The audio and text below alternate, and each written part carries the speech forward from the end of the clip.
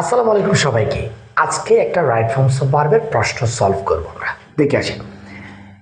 One of my friends be a doctor. আমাদেরকে এখানে be verb লিখতে বলা হয়েছে। আমাদের লাস্ট ভিডিওতে আমরা বি ভার্ব সম্পর্কে বিস্তারিত আলোচনা করেছি। তো এখন আমাদেরকে যখন এই বি ভার্ব থেকে আমাদের উত্তর করতে হবে, তখন আমাদেরকে মূলত ভাবতে হবে এর সাবজেক্টটা।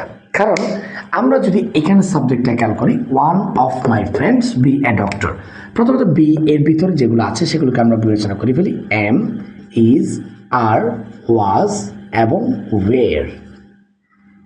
যদি আমরা জানি যে এই অ্যামিজারগুলো হচ্ছে প্রেজেন্ট ফর্ম আর ওয়াজের হচ্ছে ফার্স্ট ফর্ম, আমরা এখানে প্রেজেন্ট ফর্ম ধরেই কাজ করব, সেজন্য আমরা অ্যামিজার থেকেই বিবেচনা করি।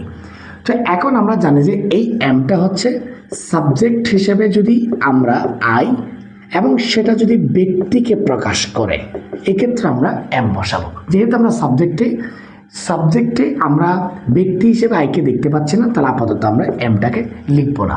অন্যদিকে আছে সাবজেক্ট যদি সিঙ্গুলার হয় আমরা ইস লিখবো, সাবজেক্ট যদি প্লুরাল হয় আমরা তাহলে আর লিখবো। এখন আমরা যেই ভুলটা করবো সেটা হচ্ছে ওয়ান অফ মাই ফ্রেন্ডস। সবার ভুল হচ্ছে এই জায়গায় ওয়ান অফ মাই ফ্রেন্ডস, কারণ তারা ভাবে ফ্রেন্ড মানে একজন বন্ধু আর ফ্রেন্ডস মানে অনেকজন বন্ধু। তো যেহেতু অনেকজন, তা অবভিয়াসলি এটা আর হবে। কিন্তু এই আরও কিন্তু এখানে উত্তর নয়। এখানে মূলত দেখতে হবে যখন আমরা কোনো সাবজেক্টের অংশে যখন আমরা প্রেপোজিশন দেখতে পাবো, তখন ওই প্রেপোজিশনের আগের অংশ অনুযায়ী ভার্ব বসবে।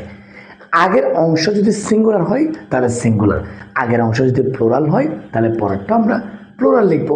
তো এখন এই যে ওয়ান এটা হচ্ছে অবভিয়াসলি সিঙ্গুলার, অতএব আমরা সিঙ্গুলার ফর্ম হিসেবে এখানে ইজ লিখবো। সো উত্তরটা দাঁড়াবে one of my friends is a doctor. কিন্তু এখন একটা কোয়েশ্চেন হতে পারে যে এই প্রেপোজিশনের আগের অংশ অনুযায়ী কেন ভার্ব বসে? কেননা এই প্রেপোজিশনের আগের অংশ যেটা আছে সেটাকে মূলত বলা হয় হ্যাড ওয়ার্ড। এই হ্যাড ওয়ার্ডেই বলে দেয় উত্তরটা কেনে ভার্ব হিসেবে কি বসবে, এই আর কি।